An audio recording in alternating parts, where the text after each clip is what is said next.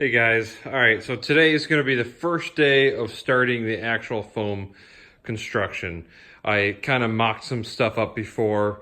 I don't think I had it on camera anywhere, but this time I'm actually putting some stuff together. So this box that I created here is going to be the box that goes up front, and that's going to contain all the stuff, pumps, electronics, not the battery, more all the lighter stuff pretty much, because I'm going to try to keep a lot of the weight here on the back end because my tongue weight was already like 230 pounds, something like that. So I want to try to lighten that up a little bit. So I started this. I had a couple theories that didn't really work out. Well, one main one, then a secondary. So far, this is okay. So I cut these a couple days ago and I mocked this up, and then I kept them because it seemed to work size-wise.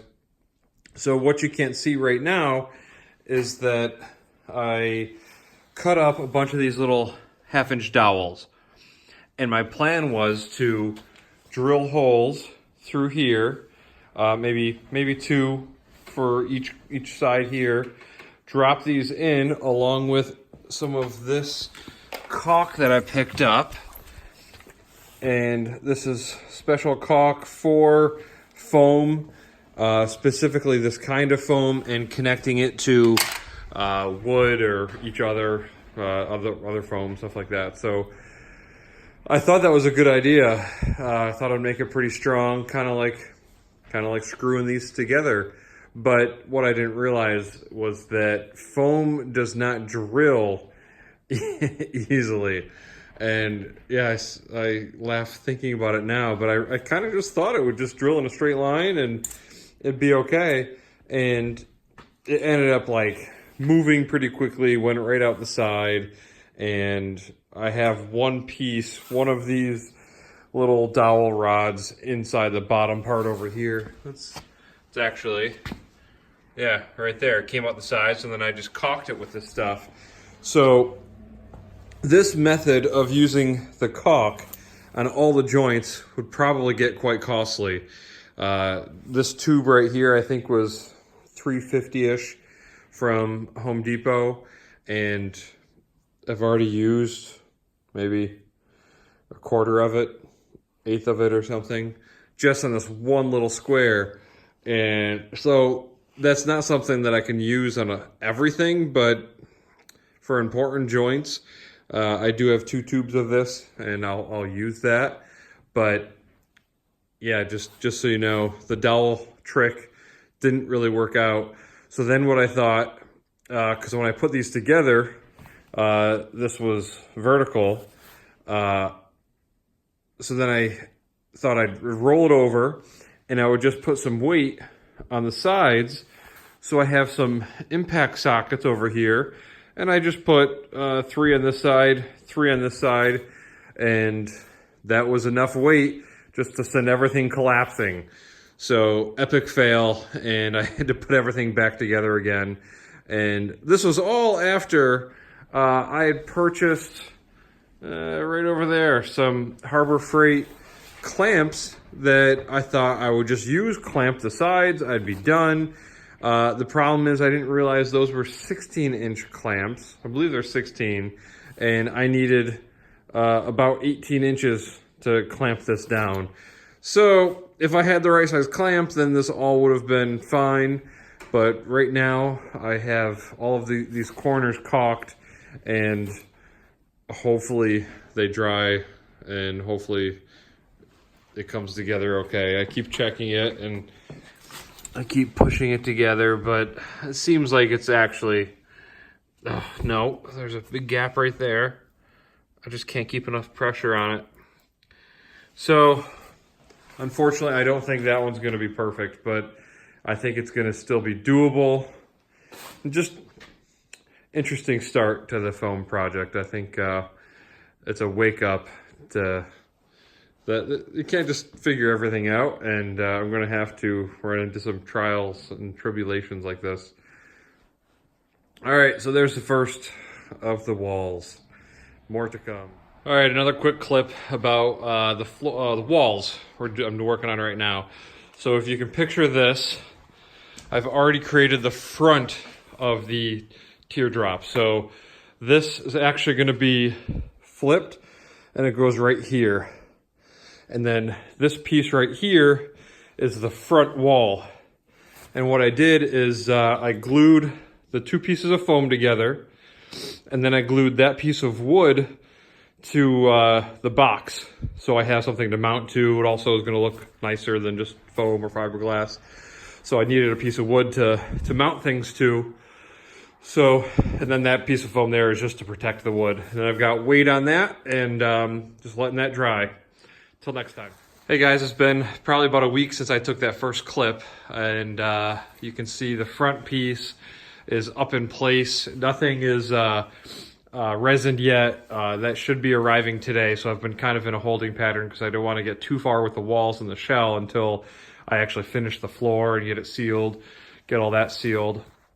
So I put a piece of wood on there, just wanted that for looks, and also structural because we might end up leaning against that, and wanted to make that a little bit stronger. It's going to be fiberglass as well, so it should be strong. And then with the lid on top, it'll make it strong. But so I figured that could just be for storage on the right side. On the left side, I'll need it for all of my pumps and coolant tanks and stuff like that. But there's a lot of space in there, so there's, yeah, we can get some bins for clothes, stuff like that. And then on top of that, I figured I'd have like a nice decorative piece of wood or something, and that could be Caleb's bed until he's too tall or too big to fit there. But it's about 58 inches long, so he has some room to grow, and I could always bring the shelf out further so that it can be wider. But yeah, that's what I have so far. So then I just placed these walls up in place, trying to figure out how this is gonna come together, just to visualize it. And actually, let me open the doors again. I've been just considering the arrow a lot, and I want to make it as aerodynamic as possible. And into my initial plans, I didn't plan on going this high with the wall, but because I'm at the point of working with the walls, obviously, I had to consider the door that I'm going to be purchasing. And the doors are either 32 or 36 inches tall, and with my original plan, the walls were going to come up to about, I don't know, just say in here somewhere. Then it was going to come up at an angle to follow the RAV4. You can kind of see the RAV4 right over there. To come up at an angle so it stays in the shadow of the RAV4, come across here, and then go back down and back down.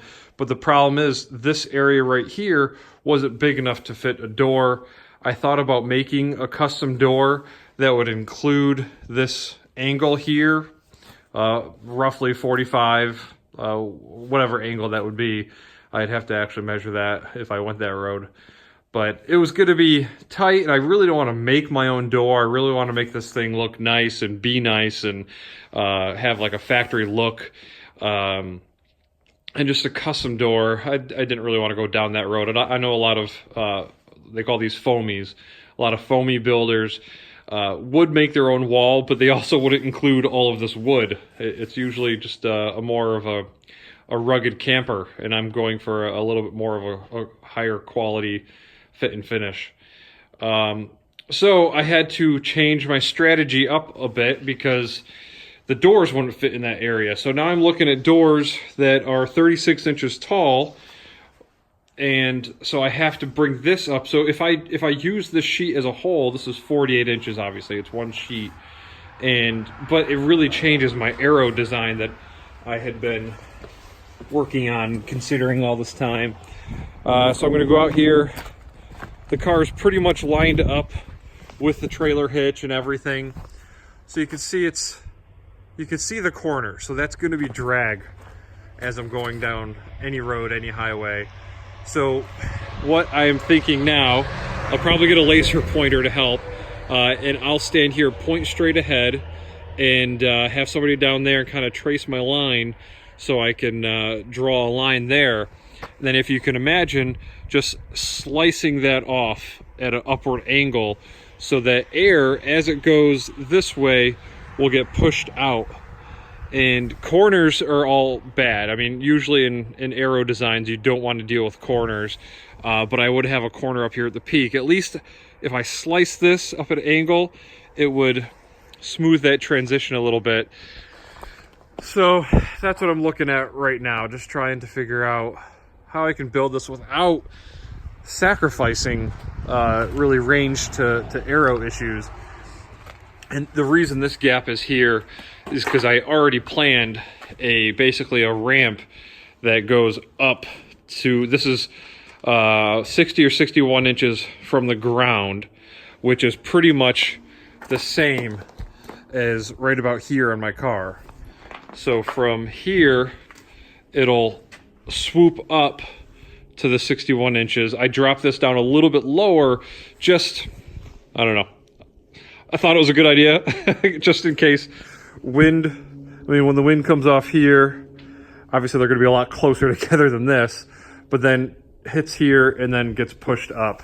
So I've said this before, by no means an expert. So if you guys know anybody who is an expert in aerodynamics, definitely let me know.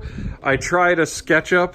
I tried using that, and it wasn't my thing. It took me all day, and I came up with this piece of trash looking thing, and it really did not help. But I was hoping to have something I could show other people visually what I had in my head and maybe get some more advice. But I think I'm going down a pretty good road. I think this will be okay. So I'll slice off the corners at an upward angle until it will reach a point, and then in the back, if you've ever seen those tractor trailer trucks that have the fins that go out on the rear of it, so so if you're looking at this and pretending this is the rear of the truck, they'll have these skirts that normally they can be flat, and they pop open at an angle on all sides, and that's what I'm planning. And I guess it helps guide the air around it so it doesn't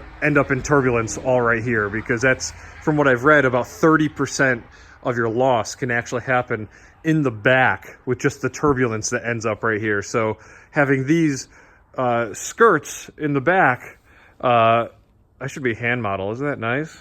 Yeah, hope you guys are liking this. This is really high tech here. So it'll help guide the air around the trailer. So that's the plan. I just thought I'd make a video because I'm still here talking about walls. And as I progress, I'll probably add a couple more clips to this and see how things go. But my resin should arrive today via UPS. And I'll probably take all this stuff out and apart and work on this in the next couple days or so. All right, that's where I'm at for now. All right, I'm notching out the bottom a little bit. So there's a couple nuts and bolts and zip ties. So you can see where I marked those. So there's a little gap here. And I already notched it out on this side. So now this side is sitting flat. So if you're doing something similar, you'll have to make sure you do this as well. All right, I'm here working on the walls again, and I haven't glued this down, but I just got this all cut out. So I have about 1 3/8 inches that I trimmed back on the piece of wood here, the sheet, so that this can fit on the side. This piece is actually going up over here, but you can see how there's this little side rail here. So this is going to go vertical and sit down in that. And then over here, this is a cutout for the box that's here. And I did the same thing for the front side. I'm going to have that overlap the piece up there. And there's many ways you can do this. This is just the way I thought would be strongest and best. But yeah, you can do this probably one of a dozen different ways, but this is what I'm doing. So that'll fit together like a puzzle. So this isn't gonna be long enough to go all the way to the end of the trailer. I'm still gonna need another like 2 foot section that's going to go right here. And just like I did with the floors, I left some overlap here. So it's just basically like a big puzzle piece where I'm putting all these together and gluing them in place. So it should be strong alone, but then I'm going to wrap it with fiberglass, and all that stuff showed up yesterday. It's all quite heavy, so thinking about how that's going to add weight to the whole teardrop has me a little nervous, but I think overall it'll still be really good. So that's where I'm at right now. I'm going to hopefully do the other side right now and then glue it all down. I've got the heater going, so then I'll lay the glue, let it sit for the rest of the day, and then yeah, so they'll be glued. I just needed a flat surface to work on to get this done, and then the next step is to do the fiberglass, the resin and stuff on the floor here. But I didn't know how long that was going to be tacky for, so that's why I wanted to get this done first. All right, more wall stuff. I know this looks kind of crazy, but I've got all the stuff on here to keep weight on the walls because I just glued the board to the foam board. So I have both left and right walls here right now. So here's one, and that's the board. And then here's the other one, and the board's right here. So I've got a ton of stuff on here to keep the weight on it. I'm gonna let this dry for a while. I have my little heater right here going. It's a balmy 40-45 degrees in here right now. So it's the warmest it's been in here for a while, but that's where I'm at. And next I am going to, I don't know if I'll do it tonight, maybe. I'll pull everything off, check to see how it's stuck. I think it's stuck pretty good. And then I'll erect them and I can fit them here on both sides. And I have some 1/4-inch dowel that I bought this time. In one of my other videos I showed you guys, I had 1/2-inch dowel that just didn't work out. But I think the idea is sound. So I'm going to drill a 1/4-inch hole with a drill bit through the walls going into these boards over here and the floor and everything, and slide this 1/4-inch dowel in there along with more of the, it's a special foam board adhesive, and it adheres to wood most importantly, but I think it might even do metal. Not that it really matters to me. But yeah, that's where I'm at right now, and I'll show you guys more as this progresses, of course. Bye. All right, it's coming together pretty good.